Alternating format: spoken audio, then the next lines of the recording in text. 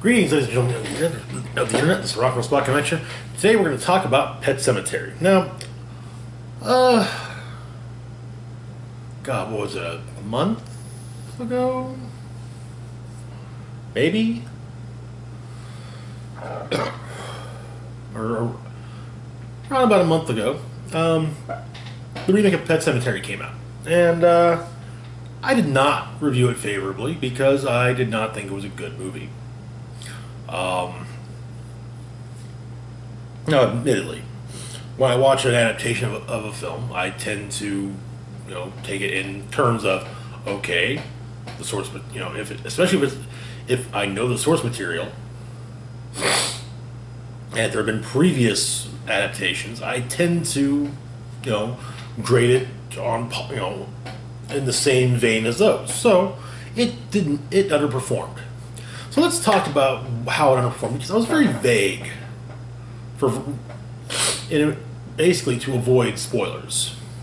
So let's talk about how some of its missteps and some of the just basically the differences between all three versions. I don't know what we're talking about. The differences between all three versions. So, okay, the basic plot is of all three is the Creed family moves to Ludlow, Maine. They've got a nice house, and off the house there's a path that leads to a pet cemetery. Filled with so many animals are buried there just because the oil company, the local oil company's tanker trucks speed down the road in front of the house. So yeah, a lot of pets buried are there because of that road. Tragedy strikes. Well, the family's pet cat ends up getting buried or getting hit, and then is taken to the pet cemetery by Dr. Creed and the nearby neighbor. Who says, "Hey, you know what? We're not going to bury Church here. We're going to bury Church elsewhere. All right, just trust me on this." I was like, "All right, fine. So they bury him in an ancient burial ground, and Church comes back. Different, though. Then further tragedy strikes. One of the kids dies, and Lewis has a spiral into, it's like, I can fix this, I can fix this, I can fix it. But he basically, yeah. Anyway, so it's supposed to be a study on grief, or it's supposed to be a look at grief and how it affects people. So I mentioned there was a lot that was changed from these two versions and the new version, which, as far as I know, the new version is not yet out on home media, and to be perfectly honest, I don't think I want to have it sinking on my collection. Unless there's some unseen cut that's suddenly, better. Which I doubt. But anyway. So, first off, we have some missing characters. Hell, this version, which is, in my opinion, the best and most accurate Stephen King adaptation to date, it's missing characters. The biggest omission character-wise is Norma Crandall, the wife of Judd Crandall, the neighbor from across the street, who, in fact, he is the exposition of the movie. Oh, this Pet Cemetery, wow. Yeah, that's he is there for exposition, and he's great at it. Both Fred Gwynn and John Lithgow were great at that. Admittedly, Gwynn was a lot better, but hey. Anyway, so in the book, in the beginning of the book, Judd's wife Norma is still alive, and so we kind of have this whole thing where Lewis is like, well, I guess I better I should probably at least offer a free examination and whatnot of Norma, because I'm a doctor and they're my, they're our neighbors, and that's all he does. She has arthritis, and it actually says in the book, hey, you know what? Yeah,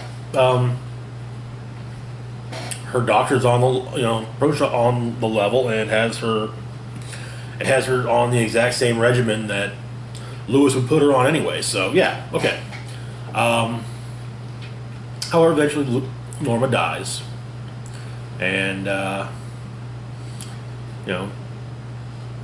Judd Lewis is there for Judd, and now there's a whole different thing about Judd and Lewis we'll get to in a little while, but yeah. And then Norma kind of sort of comes back in the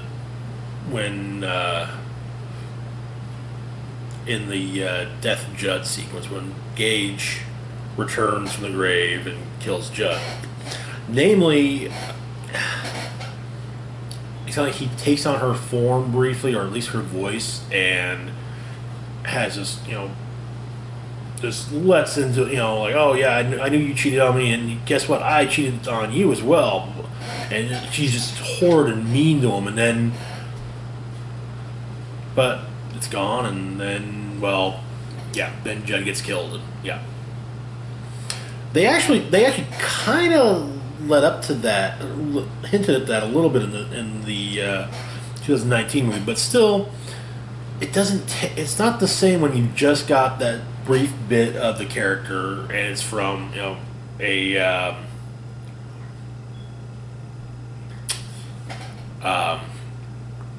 and it's for a shape-shifting demonic type thing. So yeah, hey, I'll get close, but horse with hand grenades, everyone. In the '89 movie, Norma was kind of mixed with the character Missy Dandridge. In the '89 movie, Norma has died Norma died at some point before the events of the story. So, now Missy Dandridge, she's in the book. She's in the '89 movie. In the book, she is kind of like she's kind of like a she's kind of their laundry lady.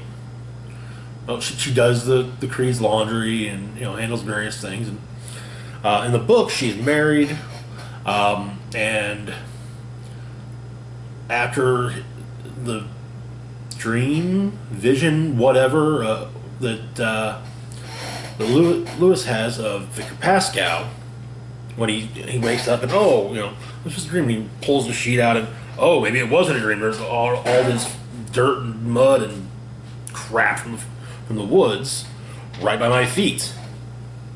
And so he bundles up the sheets and throws them in the laundry chute. And he thinks, she'll probably tell her husband that the Creeds have some weird sex stuff with mud and whatnot. In the movie, however, the '89 one, she's single. And she remarks on this, to Mrs. Creed. I actually cannot remember the character's name. How she wished she had been lucky enough to land herself a doctor, or anyone really. But she has really bad stomach pains,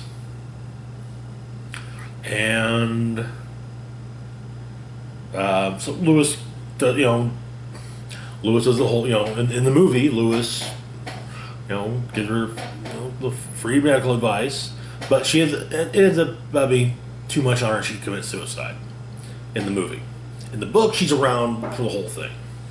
She's not as major. She doesn't play as major as the book goes on. Her role diminishes. But anyway, so she wasn't even in the new one at all.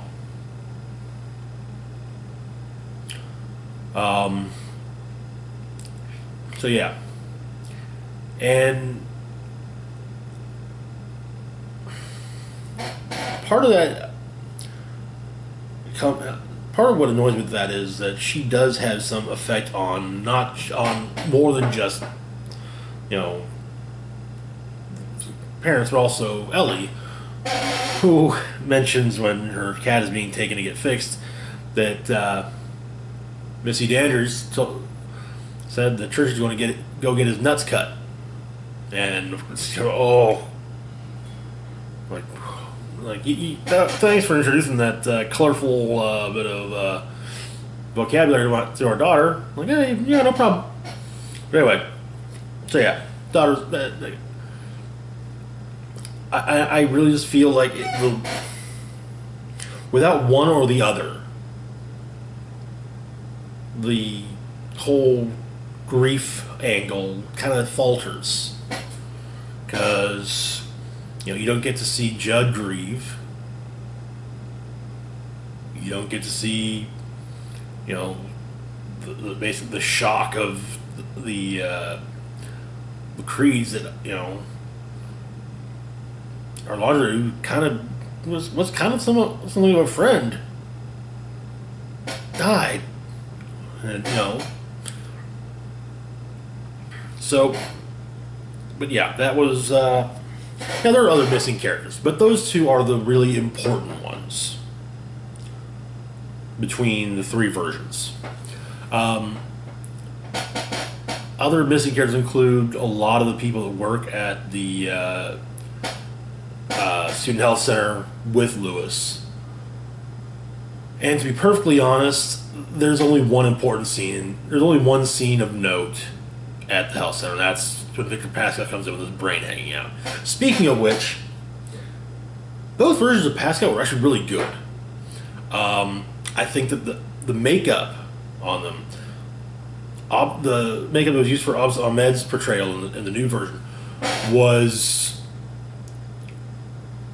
on technical levels quite good. It actually did. Rereading when I was reading the book, it's like, yeah, okay, that actually syncs up a lot more with how it's been described in the book. Now, bear in mind also that especially in the 80s and 90s,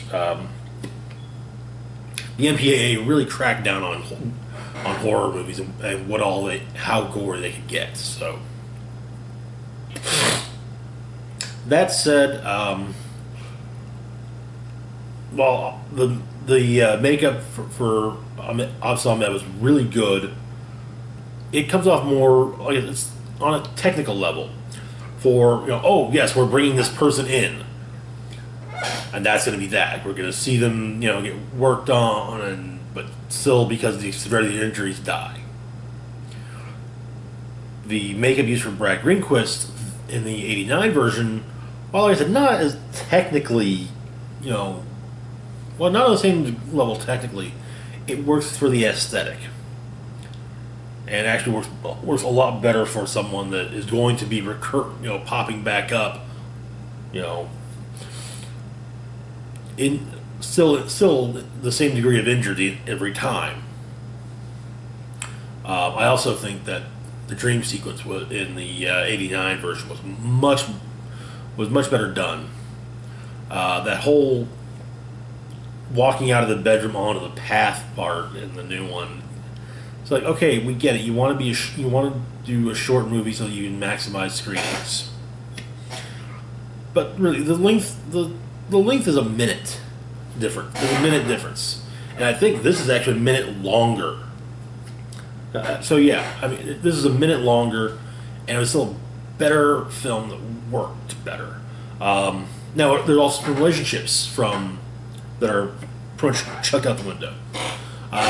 Biggest ones are, of course, they all involve Lewis. First off, you've got the relationship between Lewis and Judd. Lewis and Judd's relationship comes off as being very father-son, at least in these versions. In the new version, it's more like I'm you're my neighbor. We're neighbors, so you need help. Just let me know. You seem like an okay guy. I'm not gonna tell you you can't come into my house for no reason, but in this one, Judd for well, honestly, both Judd first meets the family right off the bat. There in the new one, it takes some time. It takes a while, and then he meets the family little by little, starting with Ellie, which I kind of get what they were going for there. That way, you've got the whole thing with Ellie, and then when she dies, then she does. Then when she dies and comes back, you got a lot. There's some. You get a lot of more feeling for when she goes after Judd, it becomes much more fucked up. But yeah, the problem with the changing the everything is they try to suddenly work in, oh yes, this father son dynamic between the two of them. Just like, oh yeah, that's what we're doing now. They're like father and son. The book makes a point actually of saying that some men don't meet their fathers until much later in life, explaining the relationship between Lou and Judd. So another one that also involving Lewis is with his in-laws, namely his father-in-law. That is completely changed in the fact that his in-laws seem to be like, hey, our daughter married himself a doctor. Ain't that great? In the book and the movie, how it's he father-in-law does not Lewis's father-in-law does not like Lewis, and with the whole study of grief kind of thing that the story's supposed to be about. There's Gage's funeral. The two of them get into a fist fight that knocks over Gage's casket. Yeah.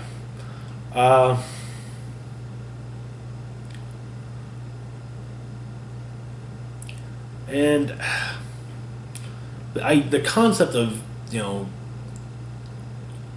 of people not coming back the same, or like they're the same, but fundamentally they're physically the same, but everywhere that counts they're totally different. That also just kind of seemed to be thrown to the wayside. Ellie very much seemed to be the same person. I don't mind that they changed the point of origin for the Crandalls from Chicago to Boston, except that it does it was an excellent way to say, yeah, we don't have to worry about the Pascal makeup except for those a couple scenes. But yeah, and I feel like changing the ages was also a really bad idea.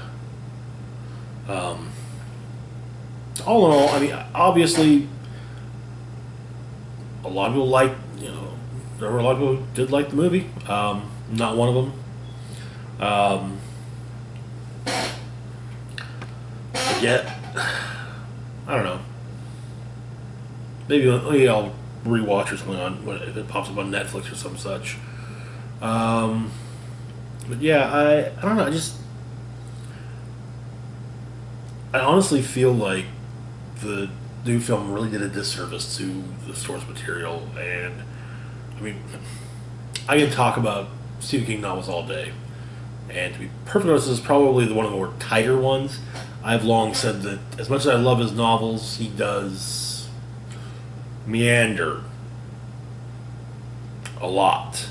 This one, he is much more, he has a much tighter story. Yeah, you get some, rambling to set up the characters at the medical center with Lewis, and but they don't. It's not as huge as in other books.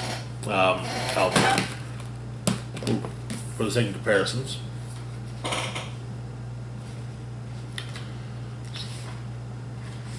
Yeah.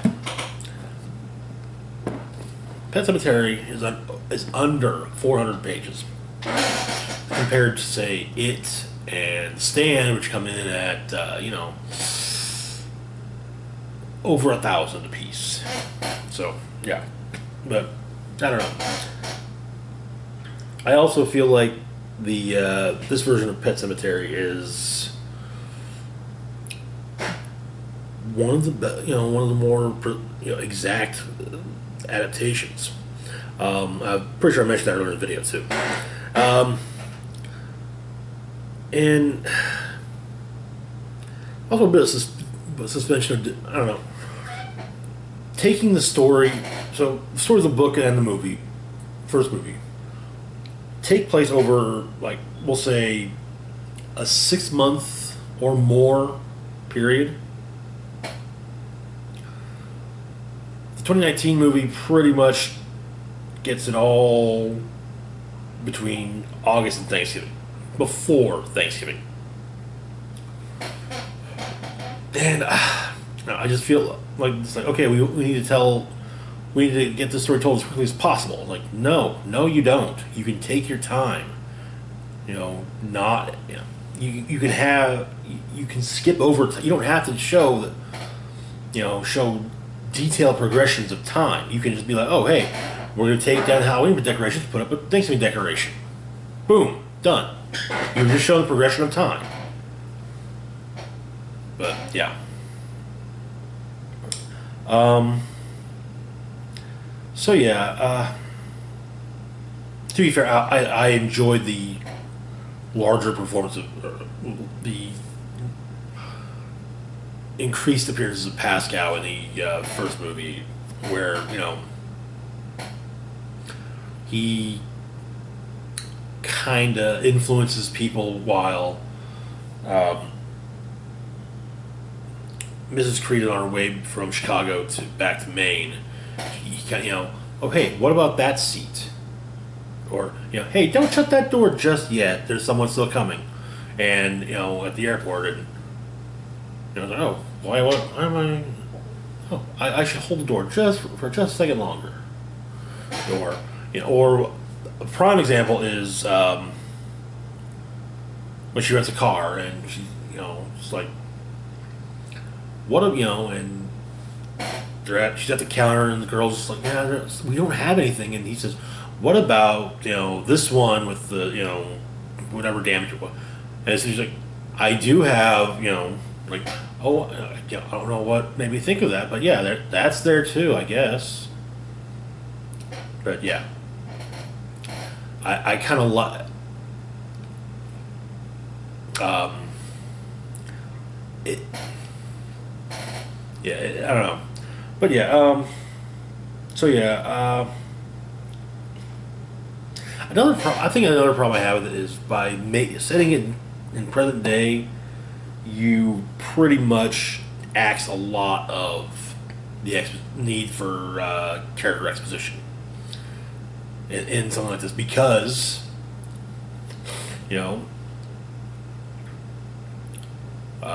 Judd can mention something, Lewis the next day can go get online.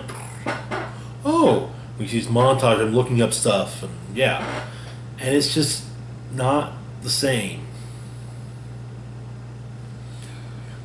But anyway, all right, so I'm done rambling.